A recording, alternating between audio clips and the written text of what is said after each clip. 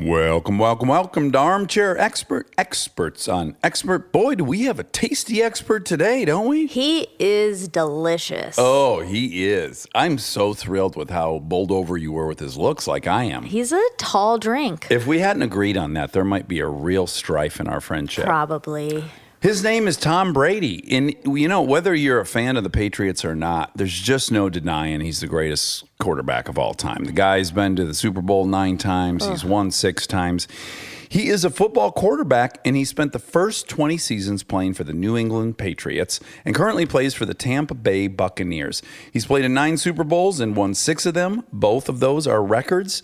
And he's got an exciting new line out called TB12. Tom's TB12 brand is a global health and wellness brand focused on helping people everywhere live a healthy and active lifestyle.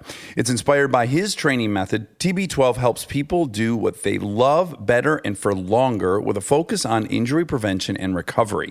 TB12 supports active individuals through an omni-channel approach that incorporates physical location, immersive digital experiences, and innovative functional products. And if there's ever been a guy to listen to on how to stay healthy, it's this guy. Him, yeah. I mean, he's the oldest player in the NFL right now, and he's thriving. And he looks like a very attractive young boy. He does. So please enjoy this very attractive young boy, Tom Brady. We get support from Quince.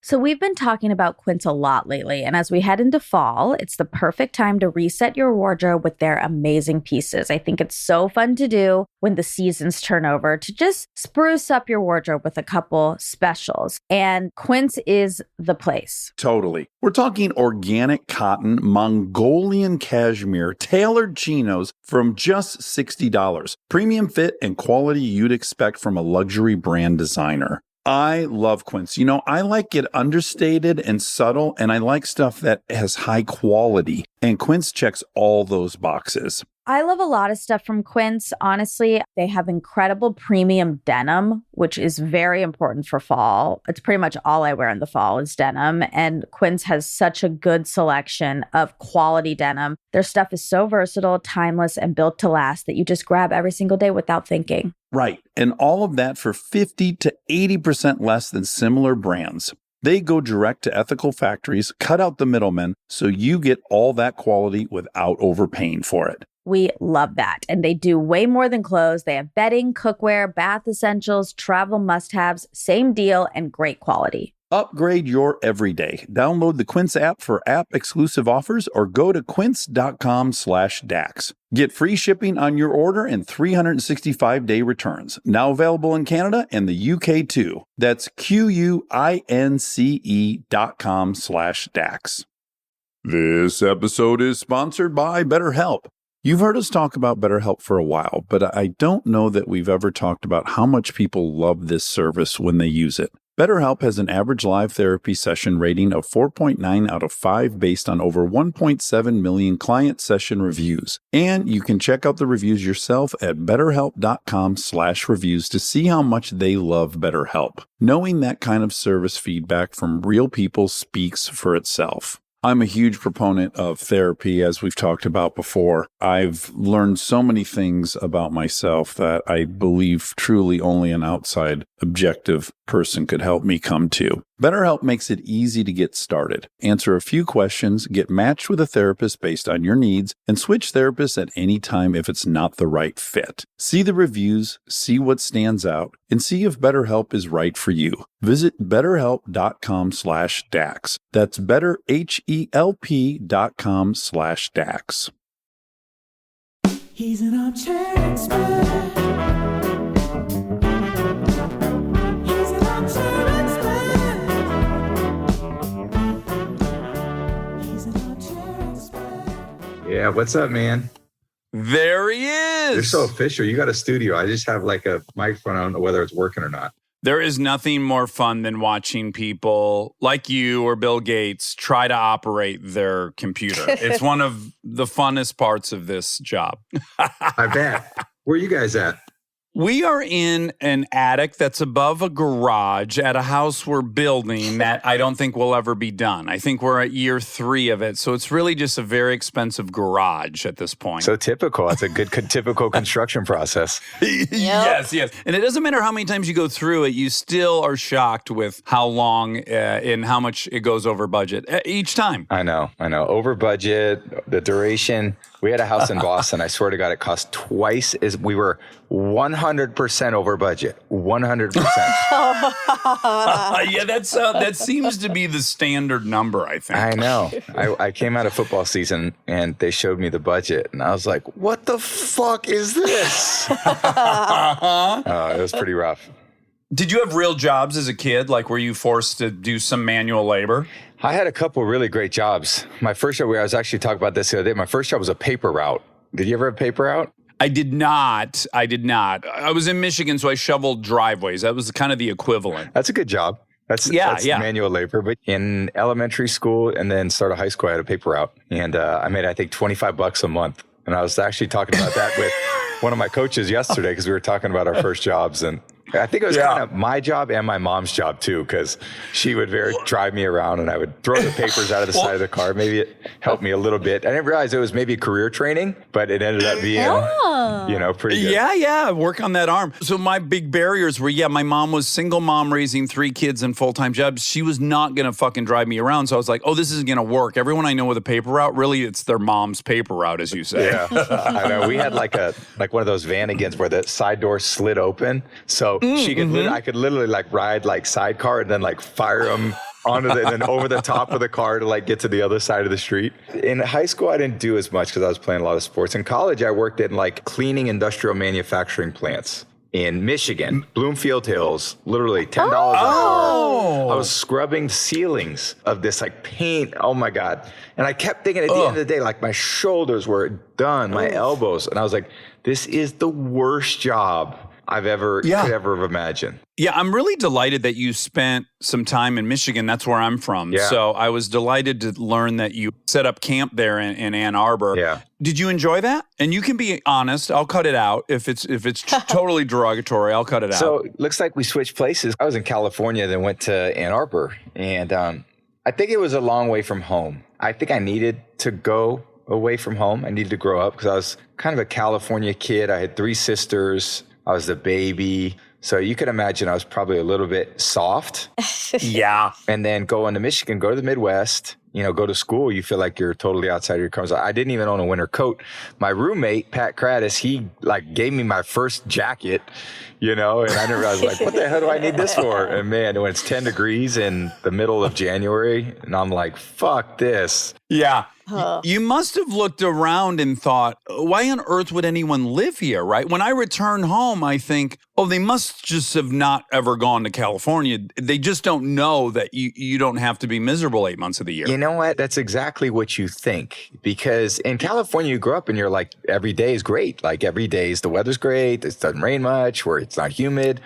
Outdoor activities, you go hiking, you go biking, you golf, you go to the beach. We go, 3 hours to Tahoe. We go skiing, and it was like your whole world existed in California. And then going away to school, you have like 4 months of good weather. And maybe it's okay sucking it up in college. It's not that big a deal. But when you think about kids, right, you have kids. And I always think about, oh my God, if I was in my house for 8 months of the year, gray skies, it's a beating. Yeah. It has its challenge, I think, for the kids. But you know what? Kids are so resilient. Like my kids, they've been in Boston so my daughter's 7, my middle son's 10, and my oldest is 13. But my 10 and 7 have been in Boston, born there. And then we came to Florida for the last 5 months. And my daughter's like, Daddy, like, what are we going to do for Christmas? Like, what are we going to do for Halloween? Is there Halloween in Tampa?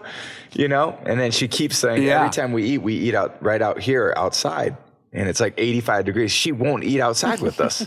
She goes inside of the house. So she's like, Daddy, I do not like it this hot all the time.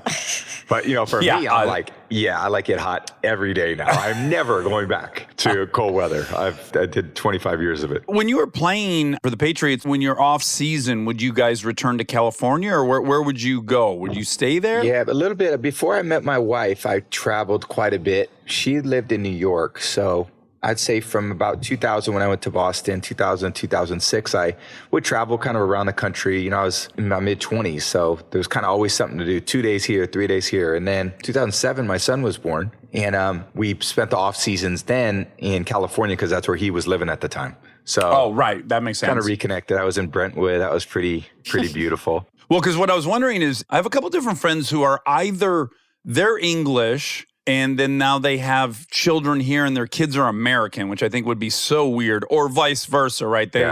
They move to England and they have these English speaking kids or with the accent. And I think, oh, that must be such a bizarre feeling to have your offspring not really mirror how you are. And is it wild to think that your kids aren't Californians in some weird way? Because I'm wrestling with the idea that my girls are growing up in California and I'm thinking, where will they even aspire to move to? Like in Michigan, I was like, well, that's obvious. I got to get to California, but I don't know where the fuck they're supposed to go. They should go nowhere. They're here. Nowhere, trust me. Let me talk to them when they get a little older. They should stay.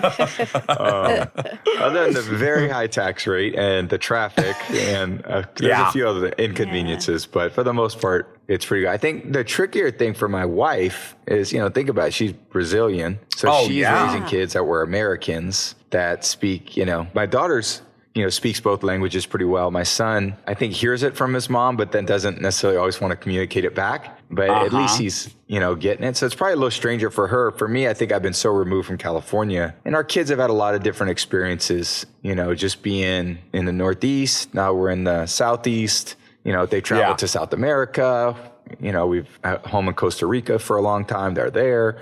So I took my son to China 2-3 years ago. So oh, no kidding. What do you think of that? You know what? It was a great trip. For a dad and a son at about 10 years old. I mean, it's pretty amazing just to be together. Like I had a couple of those trips when I was young with my dad. It's probably more special for me than him, but he'll remember it for her. It was pretty sweet. I try to do that once every year. I try to take one of the two somewhere just with one of them. And yeah, man, it is so special to just be a little team and you're in a hotel room together and you're making your decisions together. It's so fun, isn't it? Yeah, the one-on-one time is like, from my standpoint, I meet so many people. It's, and they see me as someone different than probably who I feel like I am. My kids see me as dad.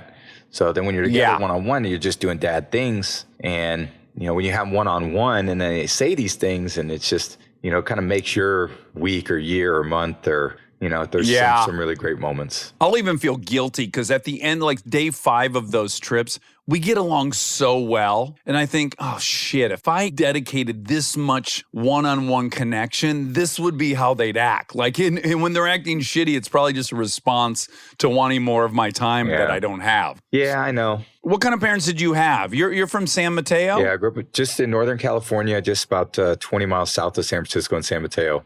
My parents were, just so supportive of me growing up. Everything I did. Like I said, I had 3 sisters. So we had a very sports-centric family. My sisters were all into playing, softball and basketball, soccer. So a lot of my childhood was like at sports fields, just that they're going to their softball games at 6 o'clock at night and then going to Round Table Pizza and having dinner with the whole team and then going home and then just thinking it was a great life growing up. But life was so different for us because it existed just in the community that we lived in, We didn't travel the way that my kids would travel now.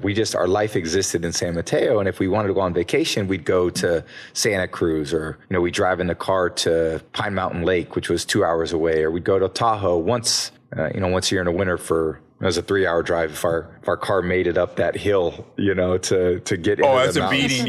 beating, up to 90 or 80 or whatever the hell that is. 30 years ago, there wasn't the same kind of 4-wheel drive. So, it was just, it was a great nurturing environment for me as a kid. Was mom or dad an athlete or both? Yeah, they were both very good athletes. My dad was drafted to be a professional baseball player. By the Phillies. Ended up going to want to be a priest. He went to the seminary in Chicago. Yeah. What? Well, that's a left turn. He became a priest? No, he didn't. So he was in school. And then the story he always tells me was his friend, his bunkmate, was listening to a transistor radio of a baseball game, World Series game, and got caught by one of the priests and got in a lot of trouble. And at that point, he was kind of like, and then, he realized he wanted to, have a wife and have kids. And he have just sex. said, Yeah. I thought you were going to say he was It's a at good seminary and he got horny. That wasn't the case, no. But I'm sure he did actually, but he didn't actually tell me that. I don't know if I would tell that Right. to my son. Do you remember meeting me? And I don't say this to trap you. This is not a test, but do you remember meeting me? Because it was very memorable for me. Just say yes. Can you? No. No, I need so just Don't- help me out. Okay.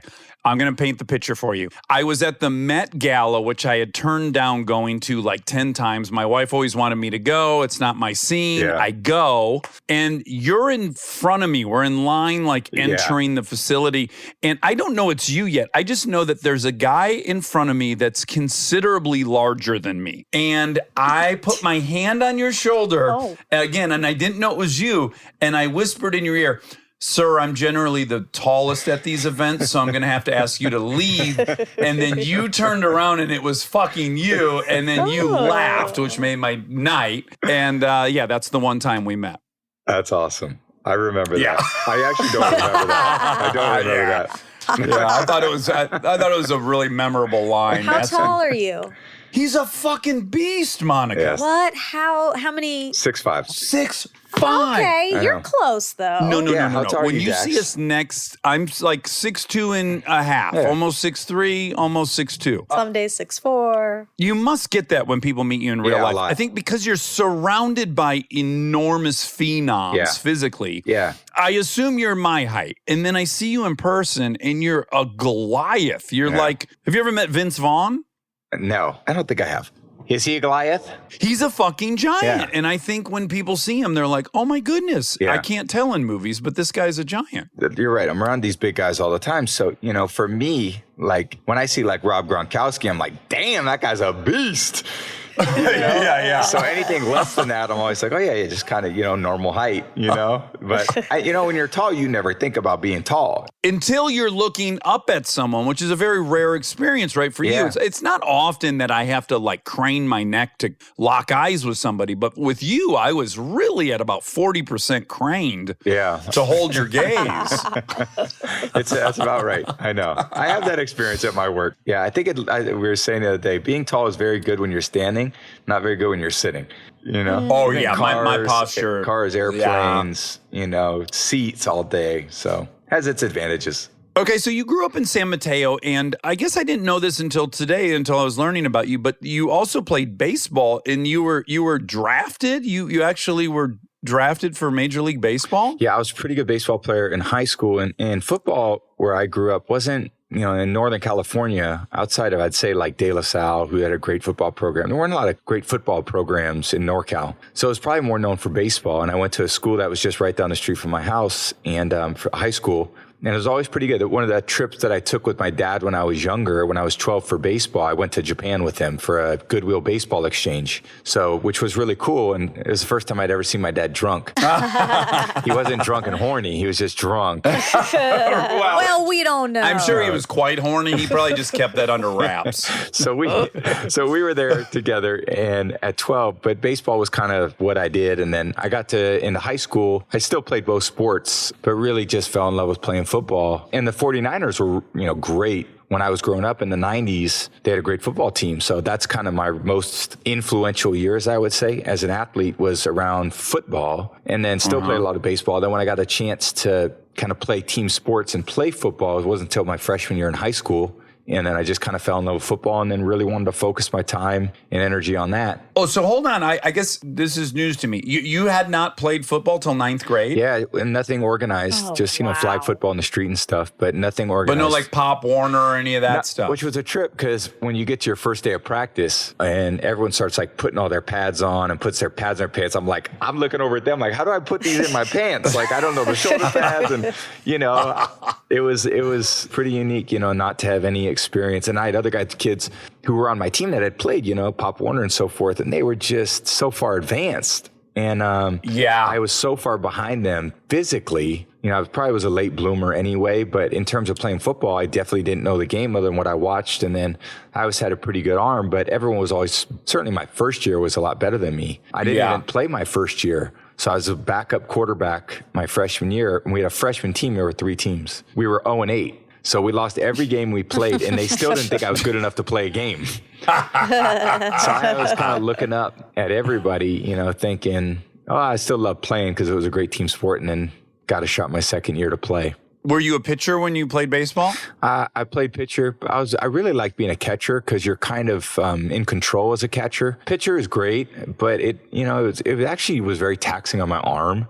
My arm hurt a lot when I would play pitcher, and I wasn't a great pitcher. And, just the baseball and how you throw a baseball. I was a really good hitter and a decent fielder, but not a great pitcher. I would be nervous for you playing catcher at your height. I mean, your knees, I'm worried about your knees. That hurt a lot. So that was the thing. Ironically, baseball, I always thought, took more of a toll on me than football has. I have plenty of injury football, but I think back to my high school days, and I would ice my knees after every game. I would ice my elbow after every game. It was constantly aching, and again, I don't know a ton about sports, but they do say, right, throwing a baseball is a very unnatural. It's not like your arm's not really designed to move in the manner by which you must use it in baseball. Yeah. I think we were meant to be overhanded athletes for sure. Throwing, baseballs, throwing footballs, throwing javelins, things like that. There's definitely, I would say, more stress on your arm just because the velocities at which you throw a baseball. You can throw a baseball harder. So if you throw it harder, there's more force and torque on the different ligaments, tendons in your elbow and shoulder, your muscles. Probably a little easier to get strained because you're moving at much faster speeds. We still throw really hard in football, but if I throw a really hard football, it's probably 62 miles an hour. They're throwing 102 miles an hour. Yeah, that's bonkers. It doesn't even seem like you could even make your arm move at 100 miles an hour, much less something leaving your arm. Yeah, there's just ends up being a lot of force on your arm. And I felt that when I was playing baseball, and as I played football, it was still a little bit, just kind of maturing and growing, but it was less taxing on my body to play football than it was to play baseball. Now, back to your size. When did you become this enormous human being? What age? Wait, enormous is like 6'8". I'm 6'4". Listen. You're totally misled because of your peers and your colleagues and your coworkers, but you're a phenomenally large human being. So when did you come into this? I probably had a growth spurt my freshman year, and then again probably later in my sophomore year. And then by my junior year, I was about the same height, about 6'4", maybe a little more growing. But skinny as shit? I was kind of like the typical American kid, I would say. I would never give my kids what I ate when I was a kid. I look at pictures and I was just chunky little kid that would drink root beer floats and eat. The only thing I ever wanted to eat was bacon cheeseburgers as a kid. And, it reflected in my shape of my body. And then finally I got to high school and I would eat terrible food. I would eat, a big muffin with butter in the morning with hot chocolate thinking that was breakfast, and get to school with 2 donuts.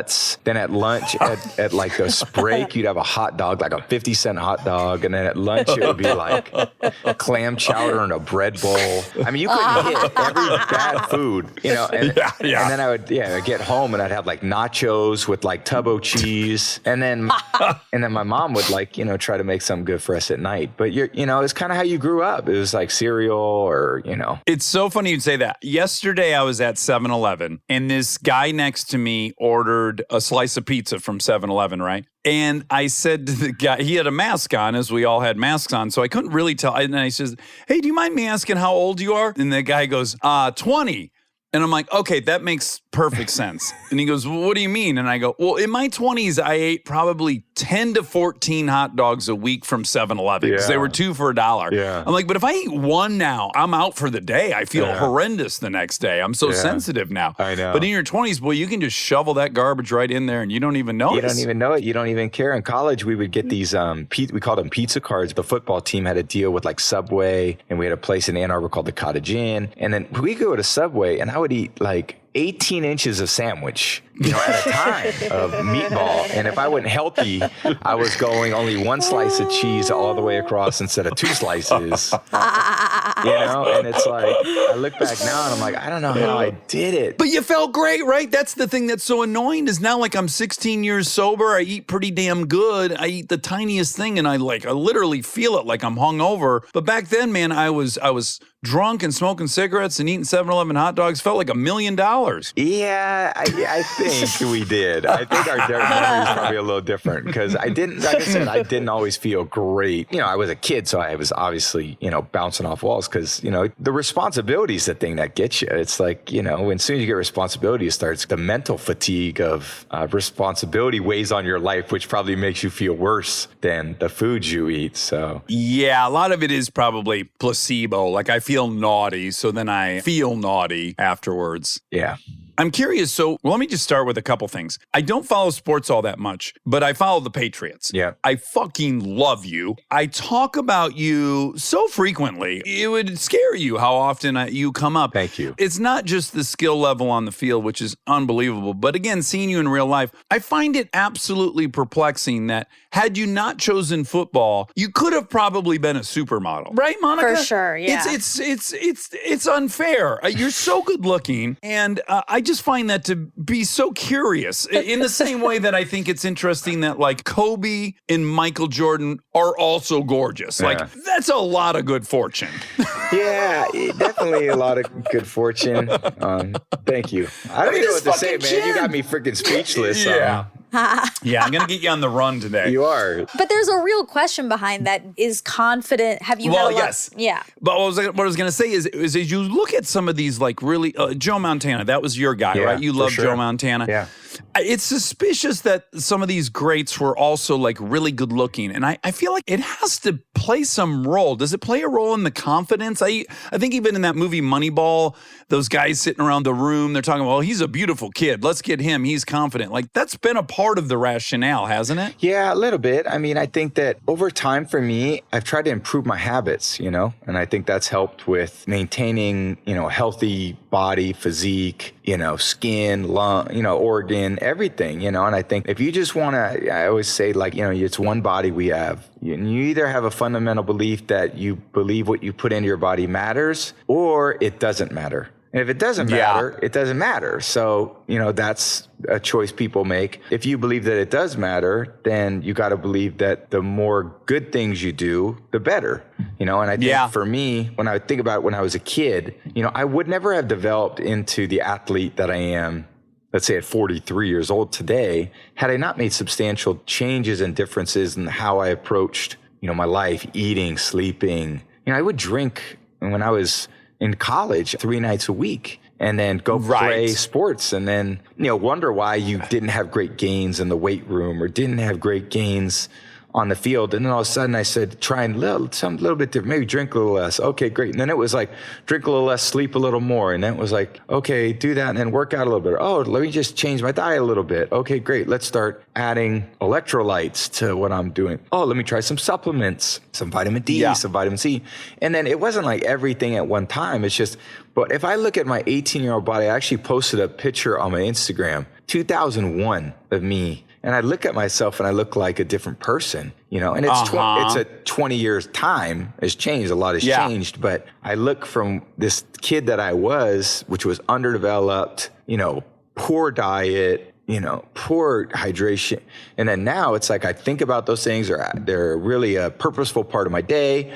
I prioritize my health because, my health has been important to my career, and when it's important to career, it's not like, hey, I have a job, but also I train. It's like, this is my job. Yeah. I'm very fortunate to be able to dedicate the time and energy to it, but I've seen the transformation it's made. And then now my hope is like, I wish everyone would be able to experience what it feels like to not, be in pain every day, to not be overcoming something at all times. Yeah, for sure. And it's just, because it's quality of life. We have all these lives and we have one life. And, I have guys have started playing with me when same age. I got coaches that are younger than me, that are on the field. And I look at them and they don't move well, and it's like, I'm sitting here playing a really demanding sport. And there's a lot of discipline that goes into making those decisions that allow that to happen. But what I want to represent as I move forward is like, hey guys, I was the typical kid, actually. I wasn't like born like Michael Jordan. I wasn't born with like LeBron. Like LeBron, I admire more than, I love LeBron, but like, he's also a phenom out of the womb. Tiger Woods and, some of these phenoms are, they have incredible talents. Let's say Michael Jackson, you think of some of these that you saw when they were kids. And then I see myself as a kid. I'm like, damn, I was nothing like those people. I was like this if you saw me, you would never say, oh, yeah, Tom's going to be playing 21 years in the NFL. So I actually feel like, I can teach people, guys, if you're willing to commit and have some discipline, make a commitment to your health, you can achieve some really great things. That's a really great point, because I even had it in my own life, right, where I had an idea of what I was genetically, right? And then I'm looking at my lineage, right? And most shepherds are, 70 to 80 pounds overweight.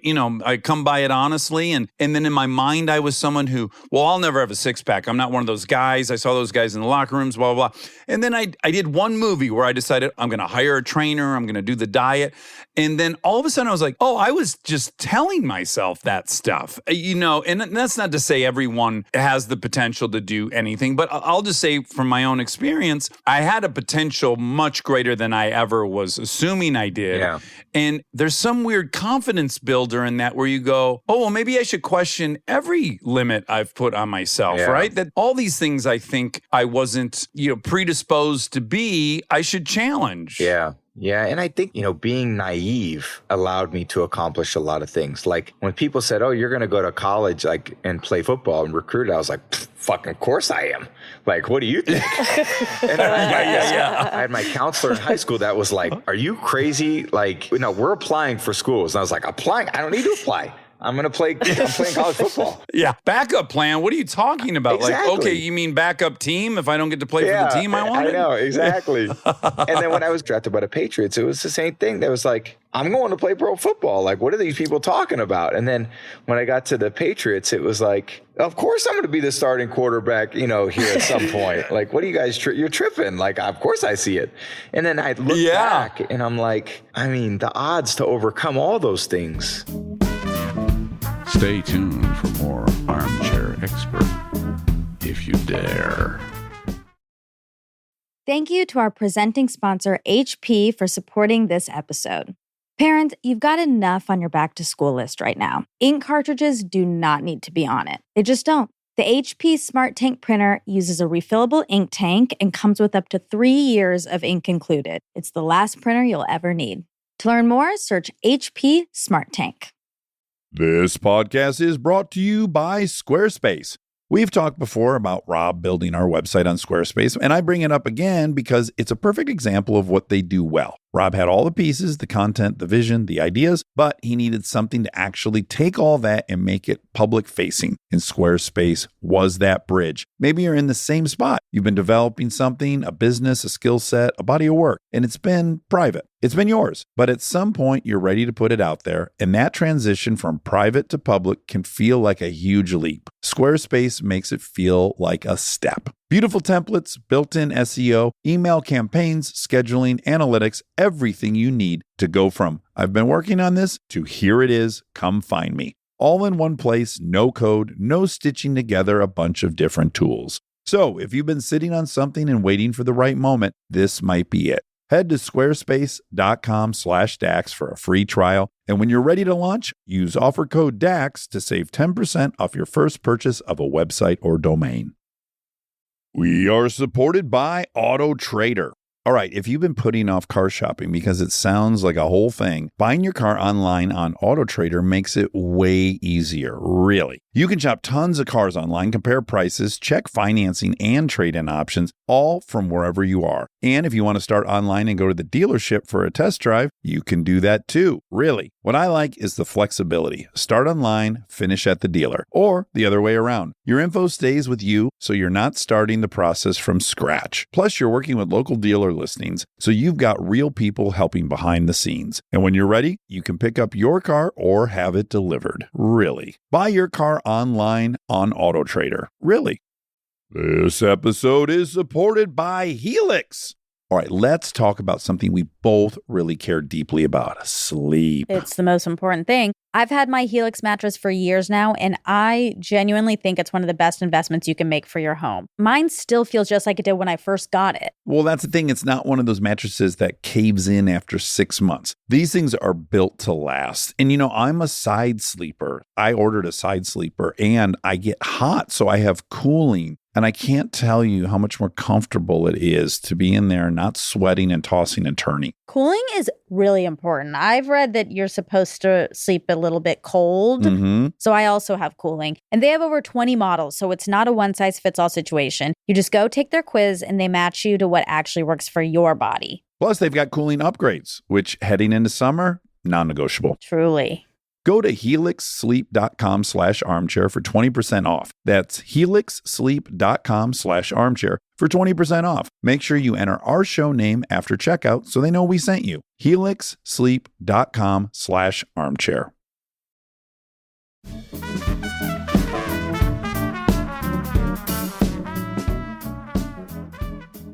You're so right. Naivete is a gift. Yeah. I am curious, though. A couple things were surprising to me today. As just someone who's just been in love with you physically, I wouldn't have guessed. I wouldn't have known that you got selected 199th in the draft. Would you have thought that, No. Monica? No. Like 6th round, 199th pick. Yeah. Ends up being the greatest quarterback of all time. Crazy. Yeah. It's so fucking cool. I'm almost prefer that that's your story, Yeah. right? Yeah. You know, I've done it for so long. So like I'm playing with one of my teammates said the other day to me, he's like, bro, when you won the Super Bowl the first time, I was 14, you know? And he said I was in 4th grade. Oh, geez. Oh, yikes. And I sit here and think, wow, because, you know, I have so many of these people that see me now and think, oh man, that's like Tom Brady. He's like, I'm 18. He was already a Super Bowl champ when I was born, you know, and I'm sitting here thinking, God damn, there's been a long, hard road. That hard road is part of my, you know, whether it's a chip on my shoulder or whether it's think about the things that have motivated you to say, fuck it, I'm going to keep going another day. I'm not going to stop and I'm going to build on this and I'm going to be better the next time. And, you know, people would look at me and be like, what are you talking about? Like you're there, but they never saw the pre-22 years of my life where that wasn't the case. And then those 22 years shaped me into who I was at 23. And then, okay, how can I build on being a little bit better every day, a little bit better, because, you know, when you make the changes in your life they don't happen necessarily cold turkey overnight. You know, it's like, Yeah. making things better or worse is sometimes momentarily, you know? Yeah. Baby steps, incremental change, we've had a bunch of different experts on here to talk about the process of change and how, it's just really tiny stuff and it's tying it to stuff maybe that you already do. And there's all these hacks, right? It seems intimidating on the surface just to go like, fuck, I'm never going to be Tom Brady. And it's like, well, guess what? Tom Brady didn't become Tom Brady in an afternoon either. Yeah. You know? For sure. And I think all Tom Brady, as I speak about myself in the third person. I'll do it with you. Yeah.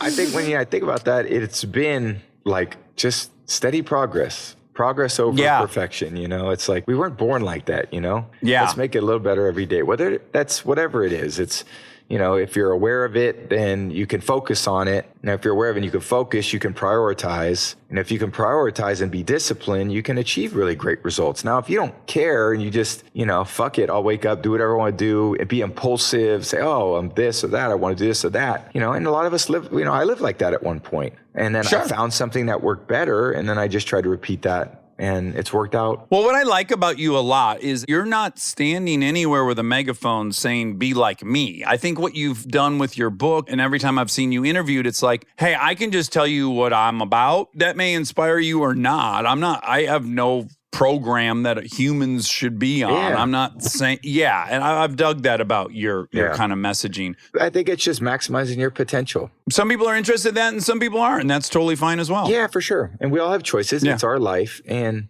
you know, but your potential could be whatever it is, and everyone gets that choice. And, you know, I think you've got to be able to have people help you. You know, no one can do it alone. It's great to have supportive family, friends, mentors to help you say, hey, man, you're struggling a little bit. Let me help you out, you know, or let me give you a shortcut. And then how great in the world of technology that we can listen to shows like yours to say, man, you got this really cool person on. What can I take? What can I learn? And we're such in a world of information. Hopefully, you know, we can hack some of these things, you know, that before we couldn't. 15 years ago, we couldn't because we couldn't share this type of information. So you must have watched Last Dance. Did you watch Last Dance? Yeah, I loved it. It was amazing. I mean, What a ride, huh? Yeah, he's so fucking impressive in so many ways. We got to talk to Bill Gates the other day, and I asked him if he watched it, and he did, and he loved it. And I was like, could you relate? I mean, there's only a handful of people currently alive that can kind of relate to him, Bill Gates being one of them, you being one of them. Did you feel a kinship with his kind of drive and his dedication? Yeah, I think there's a lot of similar feelings, emotions that he went through that I've gone through at one point or another, and I think there's so many, being in locker rooms and road trips and wins and losses. And I think the thing about sports, is like we're not acting, this is our real life. This is a real Tom Brady on the field, my real emotion. I'm not playing a role. I'm playing myself. Well, you can't even hide it. There's 1,000 cameras pointed at you. We're going to see whatever that experience is for you. Yeah. And I think that's a little different, like if you look at, someone like Michael Jordan, it was the same thing for Michael. And I think what you saw in that documentary was, wow, that's really him. Like that's what we saw. That's really Michael. I don't know how anyone can't be a Michael Jordan fan. I'm a huge Michael Jordan fan just because how he approached his life. And he was someone I always looked up to. I had all his posters in my room. And you could make him feel old. You could tell him you had a poster when you were 8, I'm sure. You could return the favor. I had a Spike Lee one where he was holding Spike Lee. Oh, Spike Lee's head. That was pretty sweet. So yeah. So there's a moment in Last Dance where we kind of learn, and maybe it was conveniently constructed for the sake of storytelling, but I don't think so. I think the dynamic of him having the older brother that was better than him, and then having a father whose affection he wanted tremendously, and rightly or wrongly identifying that if he could beat that brother, he could win that dad's attention. Yeah.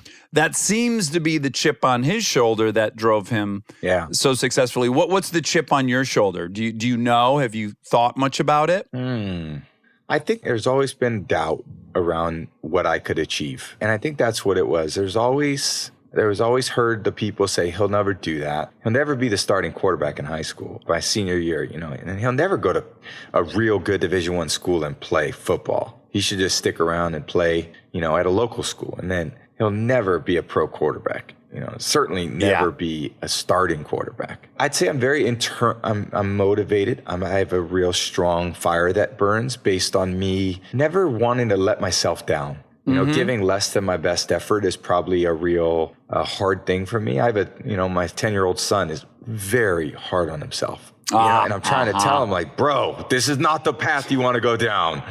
Let's just breathe a little bit. And I remember crying about being stressed out about something in 5th grade. And that is born. That's not. Yeah. Just genetically, you're kind of wired that way. You're just wired right? to have this part of me that was I didn't want to be less than my best. If I thought I should have won, I was going to win. If I thought I was going to... Now, there's some things that I didn't have a lot of interest in. I was not a very good student. I tried just hard enough, but no interest. I just didn't feel like, school was the highest priority. A good use of your time. It certainly wasn't, to be honest. So I went to college and people are like, what'd you major in? I'm like, fucking football, man. I was there to play football. And I got a 3.2 GPA or 3.3 GPA, but I didn't, I wasn't going there to hey, what is my career going to be? My career was going to be. What degree did you even pick up? So it was called General Studies. Jesus. Yes, okay. It was basically so I could pick the classes I wanted to go to. And it didn't require a degree in General Studies. General Studies. Yeah, So I remember in my college, I took one class that was Dance 101, and it wasn't dancing. You just sat in a class and they taught you about dance, and all of the football players were in that class because it was so clearly just this is where you'll get your passing grade, and you go ahead and take that. They got to keep us eligible. You know that. Come on. Exactly. I know, Dex. I know you went to UCLA. I love UCLA. That was a great school. Oh, beautiful place. Me too. My niece is there now. My niece is a softball player.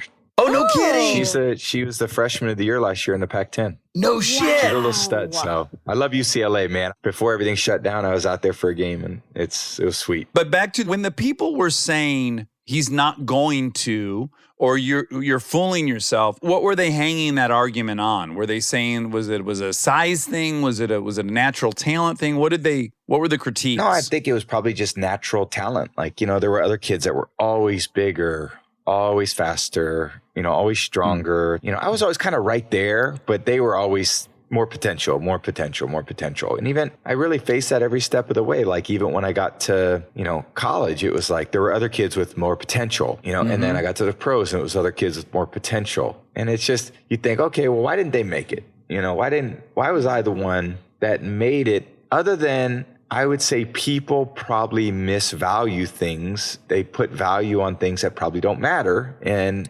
there's the other things that they should value more that probably they don't. There's a lot of those stories. Yeah, we just had an expert on, Angela Duckworth. Her work is all on grit. She's a professor at Penn, and yeah, if you want to measure something in the students that's going to predict their achievement, it is not intelligence. It's not all these things we would think. It is grit more than any other thing. And I find that to be so true in acting and any damn thing. It's like, yeah, grit, man, that's 80% of it half the time. Because think about it too. It's like the smartest kid, it's like, what are they learning through whatever, the beginning of the competitive part of life to a working career? And you think of kids who are really smart, okay, or people who could process really quickly, or who were great athletes. And in the end, what skills did they develop over time that were sustainable?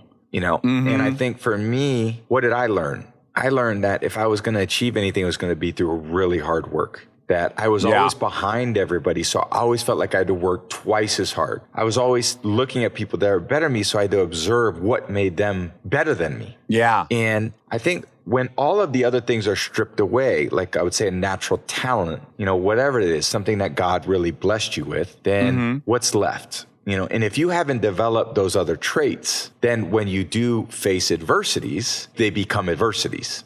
They don't become another opportunity for you to overcome something like you did basically your whole life. So when I got to professional sports, I had really worked hard and competed every day. So by the time I got to professional level, I was like, you want to compete? Let's go.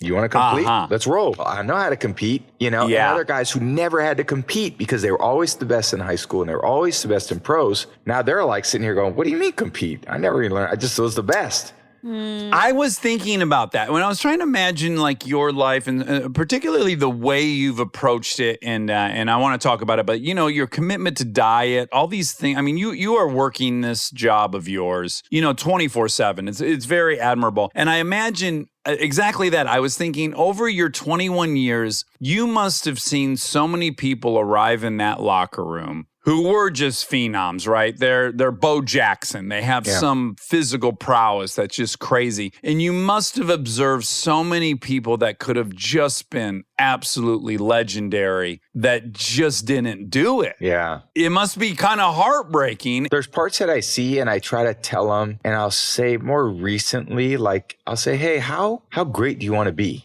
How great do you want to be? And they'll be like, what do you mean? And I'm like, no, I know you're great. But like, how great do you really want to be? Because I think you could be better than anybody. And they're like, huh? Yeah, most people probably, right? They set their sights on something that has existed. So it's like if they're a wide receiver, if they end up as good as whatever wide receiver that's in their mind, then they've accomplished it. But someone like you, I mean, just on paper, it's inarguable. You've won more Super Bowls than anyone. You've been there more times. You've won more games. You just all these things. Stop, please. Oh, I got a whole list I wrote down if you want to hear it. It's fucking. By the way, your Oh my God, your Wikipedia page is way too long. You need to get somebody to. I mean, it was 35 pages long. That's right. Just exit out. But yeah, 4 Super Bowl MVPs. If your goal was only to have been as good as Joe Montana or someone else, then we wouldn't have learned the limits of what someone could be. If your war seems to have been with yourself, which I think is the best war you can have,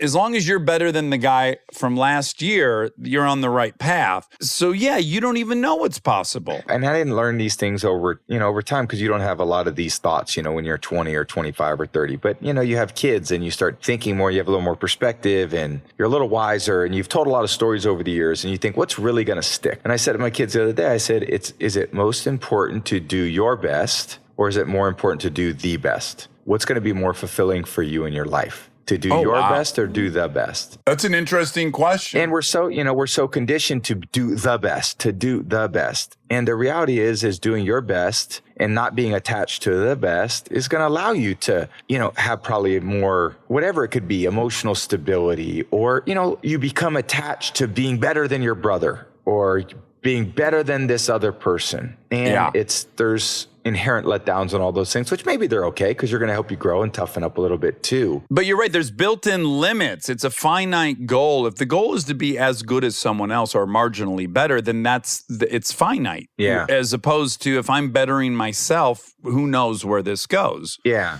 And if we focused on achieving, a little more each day, and again, it's just, I encourage a lot of people to set some goals, man. Set some real goals. Yeah, write them on fucking paper. Pick up a pen. And then give them to your friend or give them to your wife and say, look, just check me on these. Yeah, inviting people to make you accountable, I think, is really powerful. And that's part of every aspect of, self-improvement is have a self-awareness. Hey, what do I need to do a better job at? A, in my career. B, my personal life. Hey, how do I need to do to help my, friends, help my kids, help my wife? And then just every day, it's just, you try to do a little bit better. If you ever need help helping your wife, you have my number now. I'm at your disposal to help your wife anytime she needs help. So sweet. Thank you. yeah, Thank you for he's so noticing. sweet. I am very benevolent. Shit. This wasn't a question I had thought of earlier, but now that I'm talking to you, I was watching a documentary about either Tiger Woods or John Daly. I imagine you know both those guys. And there's this really, really profound conversation they had where they had just finished a tournament and John Daly said to Tiger Woods, hey, come have a drink with us. And Tiger Woods said, if I had your skill, I would go have a drink with you, but I don't. So I got to go back out and practice. Yeah. Now that I remember, it was John Daly telling the story, and you could tell he took pride in that, as you should. Tiger Woods is telling you that you're naturally better, but it's a very heartbreaking story at the same time because you look at the difference in their careers. So I was wondering, in that same vein, was there anybody that you were actually envious of with your job that you were like, fuck, if I had what they had coupled with what I'm willing to bring to it, this could be something. Can you remember a player that you were envious In of? professional football, there's been so many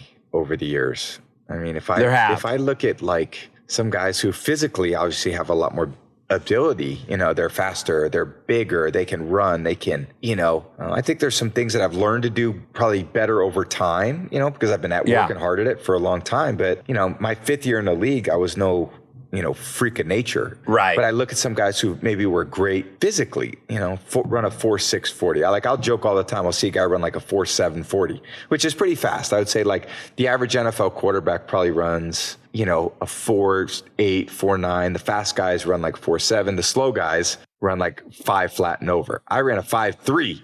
I was slow as shit. There we go. I was the slowest person on the field. I couldn't outrun a 350-pound defensive lineman. So every time I got the ball in my hands, it's like a hot potato. I'm like, where does someone at? I got to throw this thing, because I'm going to get killed if I'm holding this thing. So, I look at these ref was going to outrun me. Yeah, the ref got me. Yeah, exactly. So, I'm sitting here thinking, God, if I could run a 4.7, football would be so easy.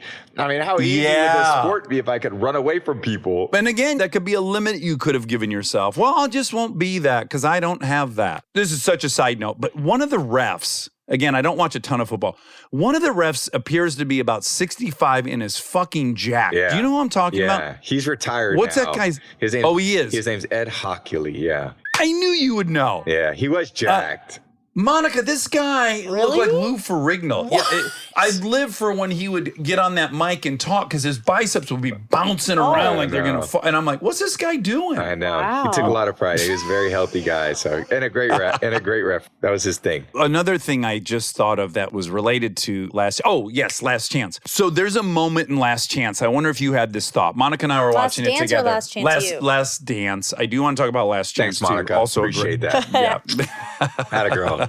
Okay, so Last Dance. There is a moment where Michael makes a shot while playing for the Tar Heels, and it's a buzzer beater to win the whole shebang. Yep. And you watch that shot, and maybe I'm making too much of it, but I said to myself, man, he makes that shot, and for the rest of his life, he can make that shot. He doesn't make that shot, and he probably can never make that shot. Yeah. And you're such a clutch player. I mean, there's nothing more thrilling than watching you guys be down. And I'm watching the clock and I'm like, I would be in a full-fledged panic attack. And you seem to shine the brightest in those moments. And I wonder, was there a moment that defined you as a clutch player? Did something happen early on that told you have that gear? I would say some of it was confidence, like at a younger age in sports. And I was a pretty good baseball player. And when we would play in big games in baseball, I would do a pretty good job. And I was really prepared. And football came. And in college, I had some real great comebacks. My college was really challenging. I was a long ways from home. I was, there was less support for me than there were for a lot of other competitors. And I really felt at different times I was kind of there on an island. And I had to learn to dig deep or it would have broken me. And because I really found a way to dig deep, and I had a few great mentors there. Greg Harden was our team psychologist, who I think the world of. And then another good friend of mine who's a head coach at Bowling Green, Scott Leffler, who is kind of a friend quarterback coach. But those two in particular were like, I see it in you. I see it in you. When I didn't necessarily see it in myself. And they gave me some tools. Try this. Look at things this way, not that way. Look at it. This is an opportunity. This is not a negative. This is an opportunity. Take advantage of it. And I was just, again, it worked out. So when it worked out, I was like, fuck, more of that. Yeah. And I would see Greg as our psychologist twice a week, and how do I get in more of a frame of mind, and then it was, how do I work a little more? I tried that different technique throwing the ball. All right, what else can I tinker with? And I think the ability to learn through high school, college, then get to the professional level. I went to the Patriots the first year Coach Belichick was there. And there's no better person to help teach you quarterbacking than Bill Belichick, And there's just all these things at one time. I'm sitting and I look on my life and I go, there's so many things that broke my way, that how lucky am I to have these people come into my life at these moments where I was ready and open to accept. And then they appeared. And then it was like, it's still that way. It's like when I think something's going to happen, it happens. And I don't know what the collective forces of, coming together. I don't think I even thought of that till you just said it, and it's so goddamn obvious. But sorry, I just said goddamn. It's so obvious. Well, I like to respect This is your people. show. Yeah. No. But you're religious, I think. So I didn't mean to take God's name in vain. In front of you, I'll do it not when you're not around. But Belichick, the fact that you two get to be a team like that is pretty incredible. Yeah. At the same time, he's young, motivated, had already a coaching stint, learned from his previous stint as a coach where he got fired, and then was just came in and he was ready and he wanted to prove to everybody he was going to work as hard as possible. I was ready. I was ready to prove to everybody. There was a lot of other guys on our team that were ready. And, it's just like, everything lined up. It's a perfect storm of a lot of different events over long periods of time that all broke a certain way. And if I would have missed out on one of those opportunities, that would have been really hard for me because that's the kind of person that is inside of me. If I screw it up, then I don't feel like I may ever deserve another one. Well, you're going to kick your own ass. We learned that about you. You love to give yourself a nice lashing, I'm sure. Yeah. That's good. That's a good motivator. I have a real quick question because you just talked about religion and it just reminded me. You grew up religious? Catholic, yeah. So I wonder if those principles are folded into who you are, and this being hard on yourself, having high values, perfection, it probably all ties together, right? In some way? Yeah, it could be from that. And certainly, again, I think for me growing up, the support at home, I think my motivator was never to let anybody down, And I think in my career, I've been in the same place for a long time, let's say in Boston, people weren't getting fired every year there, because I was doing my job and I didn't ever want to be the reason why we lost games. I didn't ever want to be a reason why something caused other people pain. And that's probably a lot like my mom, truthfully. My mom takes on everybody, sure, like a lot of moms out there, takes on everybody's pain. Everybody's strife, everybody's heartache. She's just always the one taking it. And some people could take it and gone.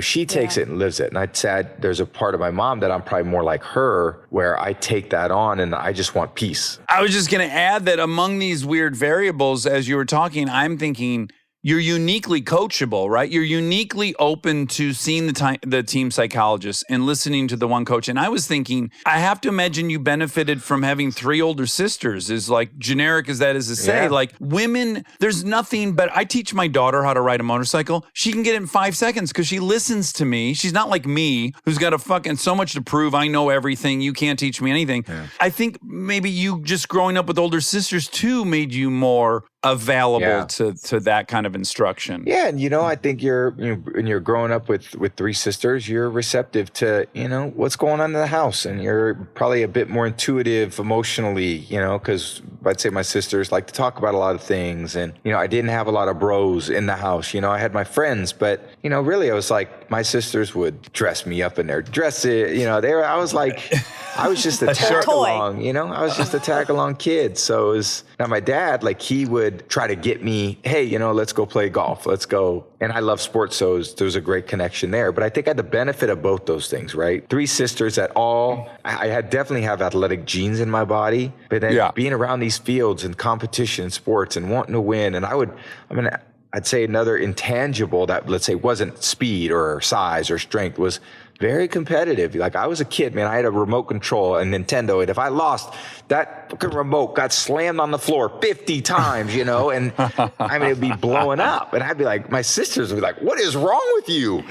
And I just, the rage of losing. That freaky chemical testosterone was so foreign to them. Yeah. It was, and it exploded. That still is the case. That's all good, and all of a sudden I just get so fucking mad, and it's just, that's part of my personality. I read a lot of biographies of ex-titans of industry. I'm kind of obsessed with like Cornelius Vanderbilt and Rockefeller and all these people. Yeah. And what they all shared in common was they construct this life that they really end up loving and then quickly transitions to longevity. They all became obsessed with like how to live really long because they had done what they wanted and they created a world they loved being in. Yeah. And I'm wondering, what is it like for you? You must have an interesting relationship with time, knowing that this thing you've dedicated your whole life to has a shelf life and that it'll end and that you're already technically kind of in borrowed time. Are you the oldest player in the league? I think so. I think I am. That's so wild, isn't it? I think I am. I'd like to refer to as most experienced. Yeah, I like that. Okay. But yes, I know what you mean. Okay. Stay tuned for more Armchair Expert, if you dare. We are supported by HP. If you're a parent or you know one, like I do, or you can help take care of kids, you already know what August feels like. It's not summer anymore, it's the pregame. The supplies list, the forms, the we need this printed by tomorrow texts that come in at 9 p.m. And I say this as someone who's been on the receiving end of those texts in a former life. You're ready to help, and then the printer says no, out of ink, blinking at you, useless. It's such a small thing, but it will absolutely derail your night. So when I heard about the HP Smart Tank printer from HP, America's most trusted printer brand, I thought this is the kind of thing that actually makes life easier, not in a big flashy way, in a one less crisis way. Instead of those little cartridges that run out the second you need them, the HP Smart Tank uses refillable ink tanks, and it comes with up to 3 years of ink included. 3 years. That's 3 back-to-school seasons without the cartridge panic. HP can't fill out the forms for you, but they can make sure the printer is never the reason you're up past midnight. Search HP Smart Tank. We get support from Apple Gift Card. Back to school is here, and for many, that means some big life transitions. Whether they are heading into a new grade or setting up a dorm for the first time, you want to give them something that actually supports their growth and success. Apple Gift Card is a versatile solution because it takes the guesswork out of gifting. It's not just about a new pair of AirPods for focus. It's about giving them the invaluable chance to choose the digital tools and subscriptions that suit their unique journey. They can use it for productivity apps on the App Store, movie nights on Apple TV, or extra iCloud storage for all those new memories. With Apple Gift Card, it's so empowering to give the students their freedom to allocate their own resources. Celebrate their new academic chapter. Visit applegiftcard.apple.com to celebrate their milestones and gift one today. We are supported by Arm & Hammer toothpaste. I feel like so many parts of our lives have gotten a little overcomplicated, including toothpaste. There's always some new ingredient, new promise, new thing you're supposed to suddenly care about. Arm & Hammer baking soda toothpaste keeps it simple. Powered by baking soda, a time-tested ingredient you already know and trust for a clean you can actually feel. It removes up to 3 times more plaque in hard-to-reach areas compared to a leading toothpaste, and it gently whitens. And if you hear baking soda and think, wait, is that gentle enough? Arm & Hammer is actually a less abrasive toothpaste, and it is designed to protect enamel. Myth busted. It's also the #1 dentist-recommended baking soda toothpaste. I am a broken record on Arm & Hammer toothpaste. I love it. I've been using it for years and years. My dad first introduced it to me, and I've never gone back. I've also gotten a lot of people on it, and once you go to Arm & Hammer, you won't regret it. My personal favorite is the Arm & Hammer Peroxicare toothpaste. It improves gum health while gently removing plaque and surface stains, but also just my mouth feels so clean after. They have so many. They have advanced white toothpaste, which is great. I also use that. Complete Care toothpaste. Everything is perfect. Try Arm & Hammer toothpaste to taste the difference. Feel the difference. Shop at your favorite retailer between August 2nd and August 15th to save $1.50. Arm & Hammer baking soda toothpaste. Save $1.50 August 2nd through 15th. This episode is brought to you by ServiceNow. Look, I have my dream job. I get to talk to folks I admire like crazy and ask them virtually any question that I want to. I can't imagine a better way to spend my time. But even dream jobs have some not so dreamy parts, the stuff that gets in the way of the actual work. Now, that's where ServiceNow's AI specialists come in. They don't just tell you what you should do about your busy work. They actually do it, start to finish. Cases closed, requests handled, no extra work for you. So you and your team can focus on what matters most, which for me is, are they obsessed with male bodies on the same level as I am? They never are. To learn how to put AI to work for people, visit servicenow.com.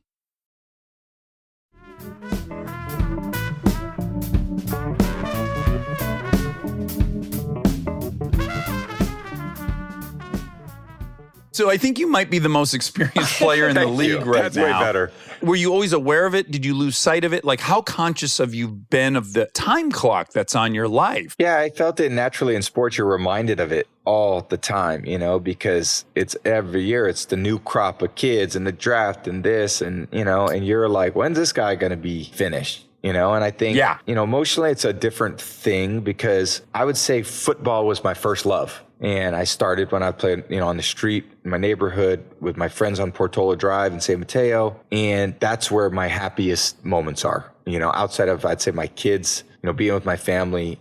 Being on the football field is pure joy.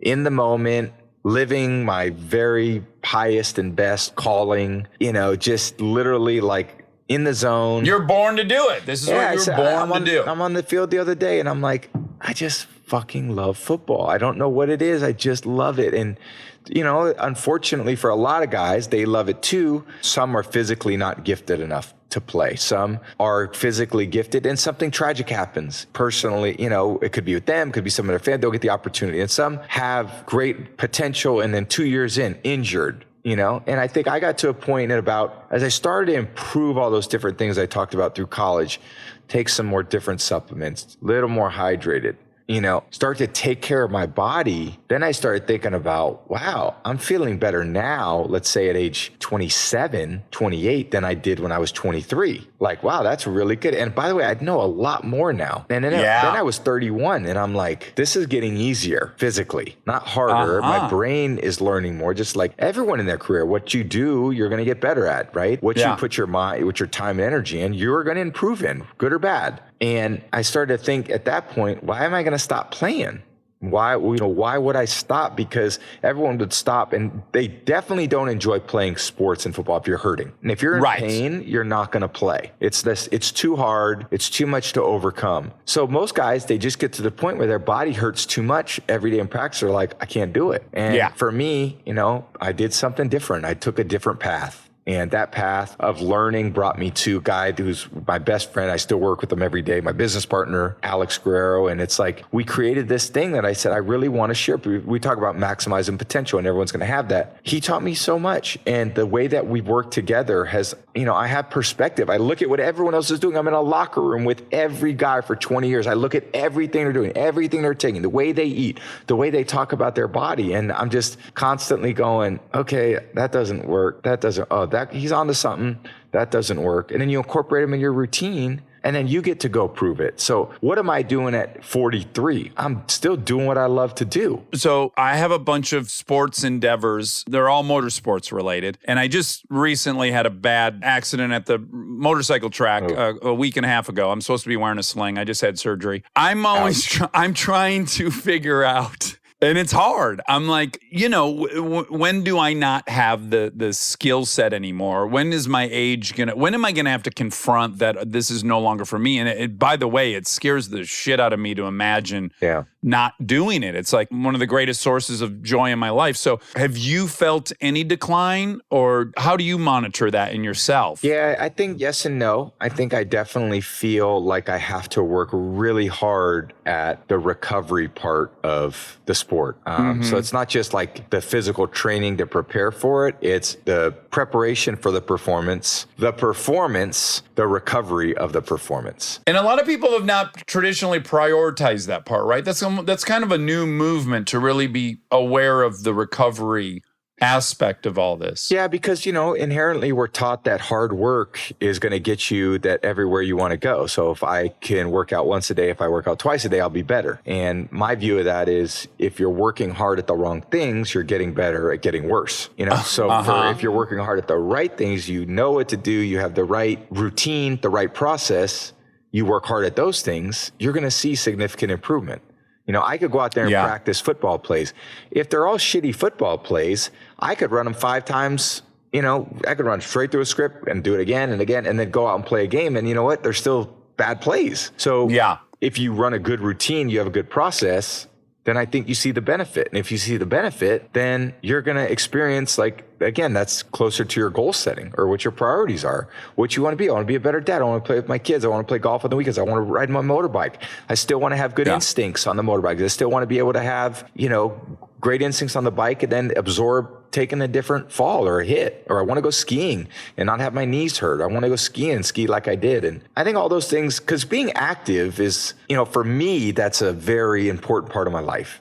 It's like I'm active every day. I just got to kind of like a kid. I just got to burn some energy. And if I don't, then, I just feel agitated all day. And then that's kind of my high. Irritable. Yeah, there's a high in, about training and working out. And then the fulfillment of, okay, I achieved something that, I wanted to go train hard. I did. Now, how do I recover for the next day and then do it again and do it again and do it again. And practice, I didn't get good at it. I keep waiting for you to compliment me on how good I look in this shirt. You do look good, because it is your shirt. I'm wearing your shirt. You like it? It is your shirt. Yes, I love it. It's so comfy. Yeah. And I'm a tall, lean guy with broad shoulders, not like yours, but not unlike yours. Yeah. And I got to say, it fits me like a glove. You look pretty good, man. I love it. TB12, that's a line you have now? Alex and I basically have been working together since 2005 when I couldn't really throw the football. I loved to be like you. Your voice doesn't work. For me to be a quarterback, my arm doesn't work. I'm not going to have a job very long. And I was basically wanted to be a great player. And I knew that working hard was going to get me there. And I would work out and I would train and I would lift weights because everyone says lift weights and condition. And, that's where you're going to get, that's where you're going to be a better athlete. And then it got to a point where I couldn't throw the football because my elbow would hurt all the time. And really what happened was there was these muscles in my forearm got really tight. You do curls and you curl your wrist. You can feel how tight your forearm gets. And then you do bicep curls because everyone's like, man, if you want to look good, you got to have bicep curls. So you do bicep curls for the girls. Exactly. Curls for the girls. Which is amazing. And I'm sure they love it, but you won't be able to throw a football. No. So, you do your curls and you do your triceps. And then at the end of all those things, after a period of time, all the muscles get so tight and dense, they just pull in opposite directions. And they pull and they pull and they pull. And that little tendon is in there trying to hold on for dear life because you're putting all these forces on it from throwing, but you got muscles that are pulling in opposite directions. So when I met Alex through a friend of mine, a teammate of mine, he was like, this is what we're going to do. We're going to make these really short muscles long by a lot of manual tissue work, all these muscles in your bicep that you're going to make these long, and then we're going to make your tricep muscles long. And the muscle went from being really tight to now it's really long, so that when I would put forces on it, it would lightly contract as opposed to just pull the tendon apart. I was like, that makes so much sense. Like, it was the first time in my life that I didn't have elbow tendonitis playing football. Well, don't you think so much of the previous science, you even watch it, like I even see like the progression in coaching, right? Like we interviewed Pete Carroll. I love that dude. I love that he is like the way he communicates, the way he makes an effort to understand where the person's coming from, and yelling at people and calling them assholes isn't really productive. Like I love that. And I think so much of sports is still mired in this kind of machismo bullshit, right? So it's like, yeah, fucking curls, tries for the guys, this whole thing. And there's been no scientific study to support any of this. It's just kind of like this old-fashioned, and I think even the diet, right? The diet used to be like, you eat a goddamn T-bone and 3 baked potatoes before a game, son. Yeah. You really seemed open to different approaches. Yeah. Tell me about your diet. So I have arthritis. I have an autoimmune thing, psoriatic arthritis, and I've had to eat a certain way to not have inflammation. Yeah. And then a friend of mine showed me your diet, and I was like, that's pretty close to my diet. Yeah. Tell me how you got introduced to that and what change it's made for you. And is it fucking hard for you like it is for me? I find it hard. Yeah, it's not like you can't go to the 7-Eleven and think you're going to find all the things you're looking for. I know that. But, I think, again, for me, it was about, a little progress over time. And it started with, hey, let's cutting out some, hot dogs. And then it was like Subway. And then it was like, why don't we work toward like more proteins and veggies? And then it was like, okay, well, let's work more toward, higher performance things. And let me try some more vegan meals. And when I met my wife in New York in 2007, there was a raw food restaurant, which I had tried that for the first time. And then it was like, okay, a little less steak. And then now it's like, okay, more vegetables. And then over time, what's noticed is like my taste buds change. And I went from like, all right, I love Subway and Burger King and all those types of things, to now it's like the thought of that is like, no way. If I want to eat a good meal, I'm thinking lentil soup. I'm thinking, hummus and guacamole, and this guy's the dream, I isn't he? know. I can barely even stand it. Shut up. DQs. I know. Shut up. I'm just telling you the way it's just, unfortunately, we do have no it. Tomatoes, right? You don't fuck with tomatoes? Is that true? I don't like them that much, so well, that helps. it's That easy helps. for me to kind of pass them up. So, But in general, you do have an anti-inflammation approach. Is that true? Absolutely. And I just looked at it again.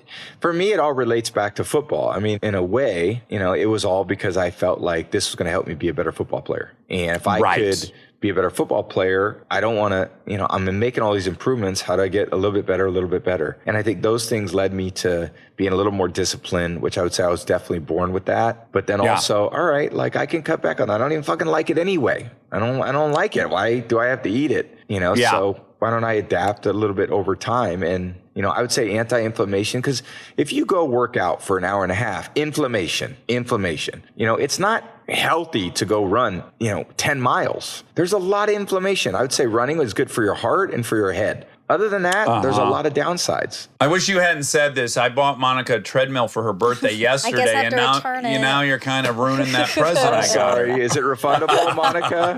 I'll look into it. I'll buy you Actually, whatever. it's a great excuse for me to not go running, actually. No, I just think some of the really extreme things, we know, they take a toll on your body, and they're a little bit taxing. So why am I going to go finish practice, so work out before practice, go practice, and then come in and eat a bacon double cheeseburger? So inflammation, inflammation. So where does what's your body going to do? Your body's going to go like, okay, I'm done. Like fight or flight. I had enough. Tight muscles, slow movements, and then poor performance, and then look for a new job, and then talk about how great you could have been, because, that's it. Yeah. Does your wife ever hate your guts? Because I kind of think No, do you know who his wife is? I do, but if I lived with you, I think I would be like, God, he seems to just be so disciplined. I could see it annoying But someone, I'm sure right? she's the same way, right? Is she the same way? She's very disciplined. Don't give me that shit. You're very disciplined too. So get that shit out of here. Okay. What's he talking We do about? sometimes eat Domino's. I though. saw your wife walk across the field at the Olympics, right? Was it the Yeah. opening ceremony in Brazil? Yeah. That's the first time I ever realized, like, that's violent on the body. Like, the model walk. I know. That was a long way to walk in those heels. I was like, I don't think I've been giving these gals enough credit. Like, that's hard on your body. Yeah. Yeah, she's had a fair share of like pretty tough injuries just because in order to make a pitcher look good, you got to create all these fun, crazy angles and then you got to hold them. So you put your body in a funny position and then hold it for a minute. And then once your brain's like, oh, you want me to be like this? Okay, no problem. I'll just hang upside down. And then you get down, you're like, oh God, this thing's killing me. So I think all those things over time took a toll. She's had her really bad shoulders. She had like 10 dislocations on one side and 12 dislocations on the other. And she's she doesn't have very big joints. She's, I would say more dainty. She's tall, but dainty. So, she just has these joints that are very hypermobile. Is your boy on course to become 7 feet tall? I would imagine with you two as parents, there's likelihood that we'll break 6'8". I don't know. We don't want 6'8". I'm cool with like 6'3", 6'4", but that's too tall. Okay, I have a couple of really just rapid fire questions for you. I'm going to ask a single Howard Stern-esque question, and that is, do you make love to your wife on a game day? Or is that off the table? Oh man, that's probably honest. That's probably off the table. That's off the table, I right? wouldn't say it's probably never happened, but I don't think that would be the moment. Okay, Yeah. good. I expected that. Yeah, that wouldn't be my pregame warm up. Do you have other quarterback friends? The more famous you get, the more successful you get. And I don't expect anyone to shed a tear for any of us, but it can be very isolating in that very few people really end up being able to relate to what your day-to-day problems are. And you'd probably feel like a shithead telling some, guy who's scraping paint off a wall, your issues. But do you have some friendships with some quarterbacks that you can relate to one another? Yeah, for sure. I think there's a lot of guys over the years, Brett Favre, Peyton Manning, even Joe Montana, Steve Young, those are the guys, Dan Marino, Phil Simms, Boomer Esiason, and the newer guys, Russell Wilson, obviously. Aaron Rodgers been a friend. Oh, he's a sweetheart, huh? I've hung out with him once or twice. Yeah. What a nice he comes guy. from my alma mater, I think. Cal? Oh, dang Oopsies. From Georgia. Oh, Georgia. Not many good quarterbacks out of Georgia. Oh, well, I'm not surprised about okay. that. Just saying. Well, Matt Stafford plays. Well, Yeah, well, okay. he's good. Again, He He's went to not a Georgia. quarterback. Yeah, he Yeah. did. While I was there. I can't say anything bad about him. He plays in Detroit, and that's where I'm from. Wait, I think you're also friends with my boyfriends. Are you friends with Ben and Matt? Ben Roethlisberger? No, Ben Affleck and Matt Damon. Oh, yeah, them actors, yes. I am. Yeah, I like both them those guys. actors. Those silly I thought we were in boys. the Yeah, I'm football friends with them. scene, yeah. Okay, another two questions, really quick. Is it isolating being the leader of the team? Is it hard to be? Because I find myself sometimes when I direct things, I'm the boss, which is a weird position for me to have, and I just want to be cool with everyone. And then I hate when I have to be like, come on, man, you can work harder than that. Is it isolating? You can't have any down days. I think if there's moments that have changed in my life, it's hard to just let your guard down. As you know, I mean, everyone knows that. We're in a very hypersensitive age to everything, and you're judged by one interaction. And, in that case, you don't want to be judged by one interaction, so you don't go out because you don't want to be put in a situation where, man, I had a really shitty day. Well, how was your, no one wants to hear that I had a really shitty day, but I had a shitty day. It's life, I'm a parent, I'm a brother, I'm a son, things happen in life, and you get bad calls and you got to deal with situations, and then you got to go out in public and be like, hey, this is great, and I think that mental fatigue, over time is like, I will be happy one day when I retire. I'm going to be like, I done it. Like, that's it. Someone else be in charge. Yeah, like, man, I did my time. I did it. I worked hard at it, but you know what? The time is over, and I'm not looking to recreate any of that. That was going to be one of my other rapid fire questions, because we're in the rapid fire round right now. And I have followed again, I know I've said this 20 times. I don't watch a ton of sports, but I'm so interested in athletes, and I love watching documentaries about athletes. And a common thing I seem to have observed is that post-career, and I think on the outside, people think it has to do with money and fame, and it's not at all. But the camaraderie that you've experienced over the last 21 years, that's a big fucking hole to fill. Yeah. And I think it was Brett Favre who's very open and honest in some documentary I watched where he was like, there was just a fucking hole, right? And he ended up, I think, coaching like maybe his high school, like a high school team just to get back in the mix. Like, I worry about you. I wonder, do you have a game plan for when you retired so that you don't become super sad? No, I think I definitely will need some help when I'm done playing to find some space to occupy the adrenaline, the ups, the downs, the highs, the lows of this. And I'm a big believer in psychology and, getting help. I've already obviously thought, okay, when it does happen, I'm feeling a huge void and I don't know where that huge void's going to go. And it's not going to be like, hey, I'm going to be someone who doesn't want to put the energy that I have into something positive. And, I'm still going to want to do things, but at the same time, I'm missing something that I really did love. It would be like a really, like a tough breakup. Yeah, I'm nervous for you. Yeah. Look, if you want to be bros, I'm at your disposal. I'm in, bro. I thought we already started, man. What do you mean? No, we're there. I'm laying into it too much. I have a question. What price have you paid for being so singularly focused on this endeavor? I think the thing that probably hurt that is most challenging for me is like when people say like, probably haven't been the brother that I could be, couldn't be the friend to certain people at different times, and my parents, I think I'm a pretty good son, but at the same time, sometimes the people close to you get the short end of the stick because you're always busy. You've always got one other thing. You always got work. You always got one more obligation, one more call, one more this. And everyone else who you think is, we're cool. So you can stay kind of, as a non-priority. And you can take it for granted, right? Like, oh, that's there. We know we love each other and I'll have time someday. I'll have time when football's done. I'll have time. When football's done, I'll have time.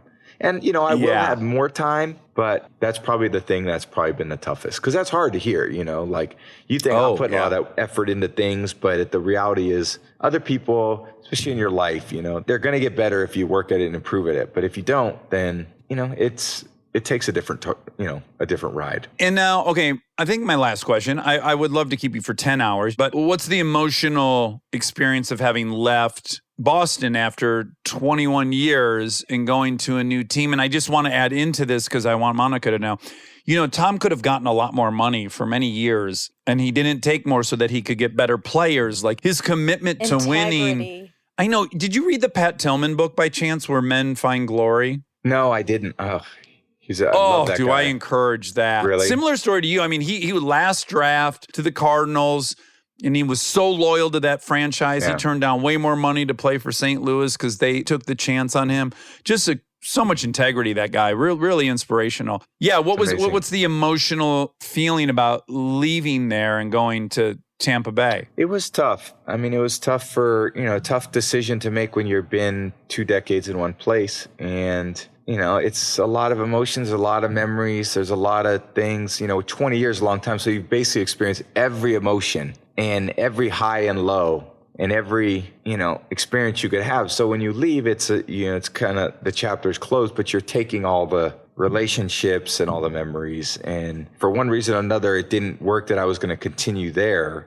But, it doesn't take away from what I had. And what I had was actually made me more prepared for what I'm experiencing now. So for me to look at that experience and be grateful for what I've learned, the relationships I have, because they'll still be very important to me. Football players, we're all in a locker room. It's like we're going to space. It's like there's 4 or 5 months that locker room is tight. And then you have that with friends and it's like, it's amazing. So I got to plug this in or else my computer's going to die. Okay. Hold on.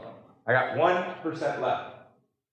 This is great. Watching him have to figure this out, right? Look how human he looks all of a sudden. He looked like a superhero this whole time, and now he looks like the same bumbling idiot we all are. No, it was at 1%, and he, just like Tom Brady does, pulled it out last minute. Oh, yeah, this is like a down to the wire. Yeah, 1%.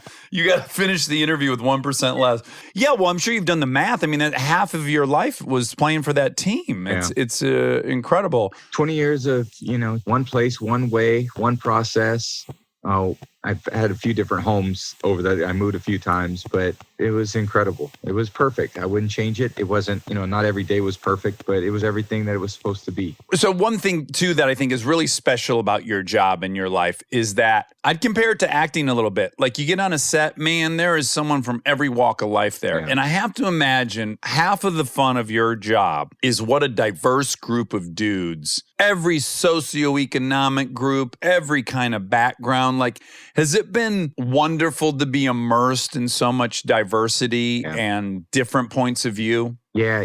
I mean, I think sports affords all those things. And I've been doing that for, 25 years, including college, and 30 years, including high school. And you come together, you just see a guy, and you see where he's from, and you see who he is, and you see him as a brother, and you go, all right, we're in this together. Let's see what you got. You look in the huddle, and I played with teammates that broke bones and broke ribs and internal bleeding and, blood coming out of their nose. They're warriors, they're gladiators. And I think I always say, I know the guys who had won. If I was ever in a foxhole, I know the guys that I'd won and they're with me, Yeah. And there's others that I know that I wouldn't. Sports brings that out of us. And it's like, you see everyone, they're good, they're bad, they're ugly, they're indifferent, they're pissed off mood, they're happy mood, the achievement of things. And, it's been a blessing for me. I don't want it to end, which is probably why I'm still playing, Yeah. Well, I hope you don't stop. I think it'd be so awesome if you were out there in a wheelchair and you rolled back and still fucking dropped that more bomb. pass. 80. I'm getting wheeled out there. Just one more throw. I got it in there.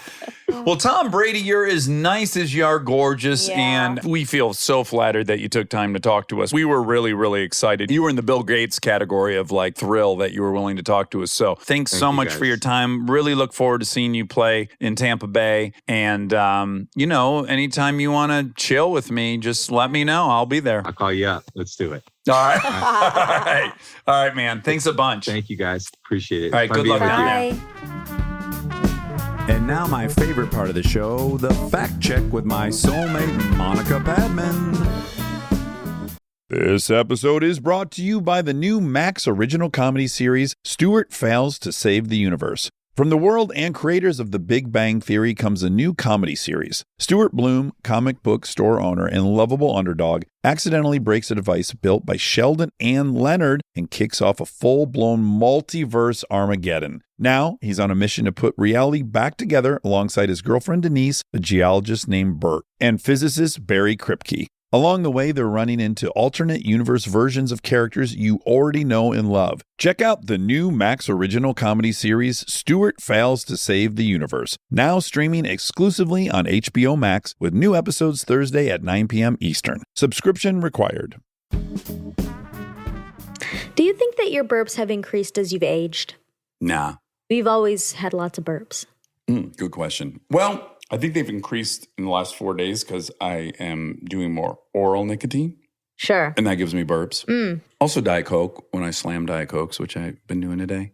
Yeah. Yeah, they give me some more burps.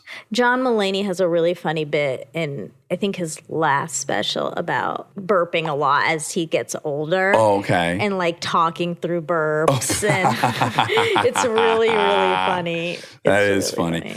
It makes me think of my father because my father used to, he ate like no one I've ever seen. It was so impressive. He'd make like a pizza with nachos on top of the pizza and Mustard. 2 chicken breasts, and mustard, salsa all over everything. It was crazy what he would eat.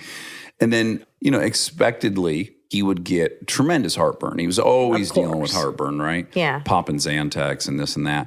When it got really bad, he'd take a tablespoon of baking soda and eat it. No. Yes. And then he would writhe around on the couch, like positioning his body. And then he would let out the most incredible growl, like a lion roar.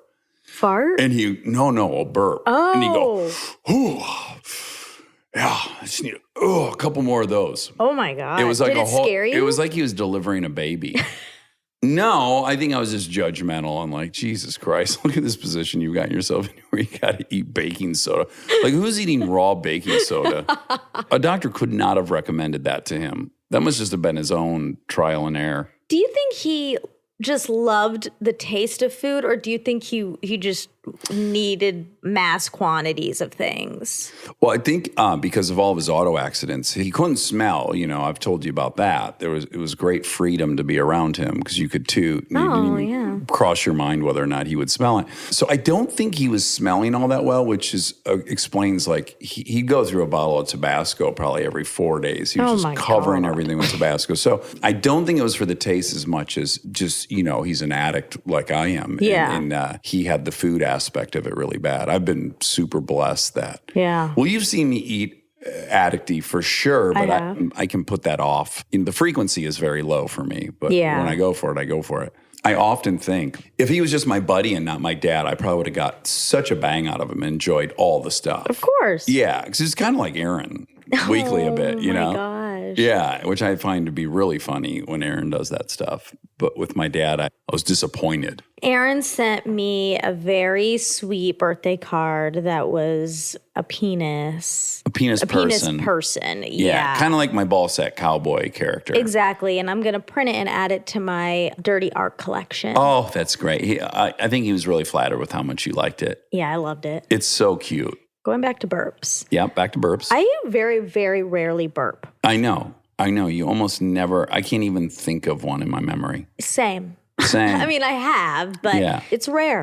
Well, you don't drink, well, that's not true. You drink your Perriers and your Spindrifts. You like a carbonation. Yeah. So I don't know why you're not having more. Same. Do you think it's a deficiency or a superpower or both? I have to imagine, well, because they say, right, that some animals can't burp or fart. Have you heard this? No, they can't fart. I don't know. It's probably a wives' tale or urban legend or something, but I feel like I heard certain animals can't express gas, so you can't feed them certain things or they'll blow up. Oh, no. I've never heard a bird fart. Have you? No, but I've been pooped on by birds, so it makes me think that you would have heard one fart. But how would we have heard it? They're so high up. Well, you could hear, like if Aaron were in a tree outside our house and he farted, you'd hear it. I mean, he has a bigger bottom hole than birds. Birds have the tiniest rectum. I'm going to Google this. Okay. Hold on. Do birds fart? Birds have an anus and so technically could fart, but to date, there's been no official evidence that they do. It's also possible that ornithologists have missed bird farts because they leak out passively rather than in one eruption. Or birds could be burping to release unwanted gas. Wow. Yeah, and that's a BBC Science Focus magazine. So that's reputable. This is a Vox article. Does it fart? Which animals fart, which don't, and why? Oh, here we go. Okay. Pay dirt. Do you know what that term means, pay dirt? I never heard it. It's when miners were like mining for gold and they'd find a stream of gold. And that's that pay dirt. Oh. Okay. This is from Vox. I want to credit the authors. And specifically, it's by Brian Resnick. Farting across the animal kingdom is wonderfully diverse. A new book explains. Let's see. Orangutans? Yes. Salamanders? Maybe. Sloths? No. Oh. Okay, well, there you go. Oh, do snakes fart? And she didn't know the answer. Well, we unearthed a whole world here. Oh, my God. It's a wormhole. Do you think worms pass gas through their hole? Absolutely not. Okay. Okay, I think this has ran out of gas. Yeah, I think we're done with that. Pun intended. Ha. Oh, no. That might have been the meanest thing you've ever done to me. Why? I liked Like it. a bad laugh. Well, a bad laugh. That's what you do with puns. Oh, punny. Yeah. Yeah. Because they're not punny. Okay, so when you and Tom were talking about height, you said Vince Vaughn is a giant. Yes. And that he's roughly Tom Brady's height. Yeah. Now, Vince is 6'5", according to the internet. And Tom is 6'4", according to the internet. And He's 6'5". I mean, having stood next to him, unless he had like really big heels on, I didn't. But didn't he tell us also he was 6'4"? I thought he said 6'5". Oh, shoot. I don't remember. Yeah. Okay. We'll let the armcharies correct us in the comments. So you said there was a documentary with John Daly and Tiger Woods. I couldn't find a doc, but this story is out there. It's like in articles, and I think maybe he talked about it on Stern. Oh, so maybe you heard it on Stern. Possible, yeah. Sounds like he tells his story a lot. John Daly, or Yeah. Which is sad. There's so many Yeah. layers to all of it. Well, one is the irony that it would appear that Tiger did have some drinking issues. He had DUIs and stuff. Right. I don't know. I mean, I'm not saying he's an addict or anything. I don't really know. I just know that he's had consequences from drinking. And what breaks my heart about it for John Daly is that is kind of his claim to fame, which is, oh, Tiger said I have more natural talent than him. But that should be really sad. That shouldn't be something that he wants to tell people because Yeah, it's like he could have been brilliant. Yeah. And he was too big of a party animal. Speaking of games and winning and stuff, Yeah. we had this conversation last night. So Jess, Matt, Laura, and I are in a really intense spades tournament. We've gotten really into spades. Laura and I are currently partners against Jess and Matt. Now, spades is a game of technique for sure. Of Strategy. Thank you. Of strategy. But there is only so much you can do. When you have shit cards. Yes. Yeah. Like Laura was getting really upset Okay. because our games were not going great and we were getting really shitty hands over and over and over again. And she was getting really upset. And I said, if I'm just dealt a shitty hand, I don't actually feel that competitive. Like I don't feel that bad after. Yeah. But if I Fuck up a great hand. if I make a mistake, then I'm so upset. Yeah. And she was the opposite. She said if she just gets dealt a shitty hand, she's like, what's the point? And then she gets really mad. So I thought that was an interesting.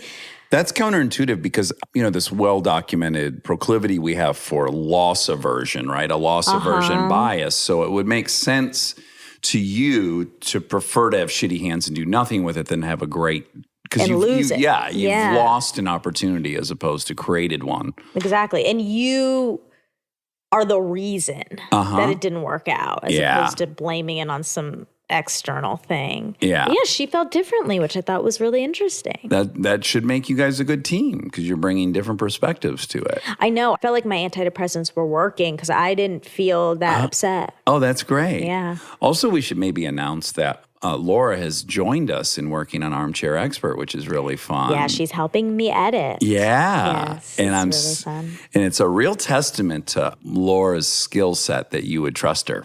Yes. Yeah. I don't trust That's very the ultimate easily. bar to pass is the Monica standards. I don't trust very easily. Yeah. I have a lot of control issues. Okay, but I'm just going to read the John Daly Tiger Woods little story. Okay, great. Okay. It was during the 2004 Target World Challenge, and Daly had just completed the Wednesday Pro-Am with some friends and was in the clubhouse drinking and telling stories when Tiger Woods walked into the room. Tiger's there in his workout clothes, and I said, Tiger, come have a beer with us, man, Daly recalls. Woods declined, explaining that he was bound for the gym and one of his ubiquitous workout sessions. Daly persisted. I go, man, you don't need to work out. You need to drink a little bit with us. Woods' answer is the stuff of legend. He said, if I had your talent, I'd be doing the same thing you're doing, Daly said. And then he coughed? Yeah, then he coughed. Okay. He cleared his throat. Then he COVID. coughed. Daly says, I'm looking at him thinking, you're crazy, man. You're crazy, man. Oh, that's good. That was a good John Daly. Thanks. Especially having never seen him or heard Thank him. you. I was channeling like my version of him. If I were to play him in a biopic. Yeah. You're likely to get. By the way, after seeing Hamilton, I think you could do it. It was such a paradigm shatterer for me. That's not the same as me playing a male white golfer. There's all kinds of reasons why you'd be a bad pick. You don't look like a golfer. You don't have the size. You're female and he was male. You're of Indian origin. He was a honky. Yeah. There's a bunch of reasons. But, the fact that Aaron Burr is Leslie Odom Jr. Yeah, but that's because that's only one thing there. Right. But it does lead me to believe that the story is the king. You're that right. the story is what is compelling. Yeah, not, you're not right. who's the face of the story per se. I'm going to do it. You and I should make, oh my God, this would be an incredible art installation. Oh my my God. Oh, that'd be great. I was thinking in terms of Hamilton, and it doesn't matter to me, but I did think about the fact that my kids have been introduced to both Alexander Hamilton being played by Lin-Manuel and then Black Aaron Burr, Black George Washington, that in their mind, they may think of those historical figures as black for the rest of their life. I don't think they will. You know? No. Because I got to say, I kind of now associating Aaron Burr with being black. Because I've never seen a photo of Aaron That's Burr. interesting. And yeah, I've just never seen Aaron Burr be acted. Right. And the only time I've seen it was by Leslie. So Yeah, maybe. my image of him in my mind is a little bit Skewed Leslie. by that. Yeah, fucking gorgeous. Interesting. Yeah. Well, that guy didn't need to shoot anyone. He should have been making love. Leslie's so attractive. He is. Swag. Okay. What's the name of the documentary you watch? A lot of documentary talk. Ding, ding, ding. Where Dingles. where Brett Favre, I can guess. I bet it was an HBO Real Sports. the documentary about being depressed after retiring, I think maybe comes from the documentary series State of Play Happiness. Oh, boy. HBO doc series State of Play Happiness. It's very possible. I watch almost everything doc HBO, wise right? on HBO. Yeah. They've built a lot of trust with me. I think it We're was currently in the middle of a great one. Can't on even. Nexium. Oh, can't wait for Sunday. The Vow. Me either. Yeah. I wish they would Vow. release 2 at once. Me too. I'm gonna throw a I was tangent. so appreciative of ESPN for doing it that way with Last Dance. Yeah. Remember they did 2-2-2-2? Yes. Yeah. What's that terrible Subway commercial? Like $10 foot long. Oh no. $4 foot long, $6 foot long. $5? $5. There's the way the guy sings is terrible. He's like, $5 foot long. I forgot about that. There's been some interesting choices in VO work over the years in commercials. where But I'm look, like, we're still talking about it. that's true. $5 foot long. The one that used to drive me bonkers, and I made a short about it while I was at the Groundlings, was those Carl's Jr. commercials where the guy would go, I'm going to cover my face so you don't puke. Okay. Burger, fries, and a kick. Oh. Don't bother me. I'm eating. And I was like, oh my, would they find the most over it dude on the planet? I'm going to do it one more time, okay? Okay. Burger, fries, and kick. Don't bother me. I'm eating. Wow. Well, do me a favor, friend. After you're done eating, fucking jump off of a tall pier. Oh no. Okay. Okay. You're really offended by it. Oh, here he goes again. Burger, fries, and kick. So Josh, Nathan, and I made this short where we'd go. It started with normal burgers, fries, and a Coke. It was shot just like the Carl's Jr. commercial, where at like a basketball, like outdoor basketball thing. We got our burger, fries, and a Coke, and then we kept adding things. So it went burger, fries, Metallica LP, and a kick, and we'd show the Metallica LP, and then Josh went and he goes, burger, fries, Metallica LP, Trans Am miniature, and a kick. And we'd show my Trans Am model. That's fun. Kick. But see, you're still talking about it. Yep, I am. And I'm now really in the mood for Carl's Jr.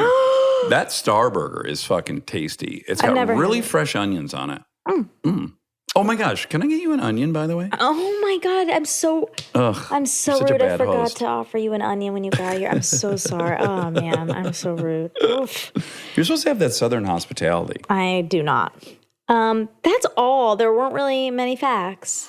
Okay, well, just... Well, there is one fact. Oh, Tom is hot. yeah, he is stone cold hot. I got to say, I was really pleased with how well he took our objectification of his looks. Yeah. He played ball with us, and He I was did. really appreciative. Me too. He's a good sport. Well, Tie in, ding, ding, ding. Pun intended. All right, love you, ding, ding, ding. Love you.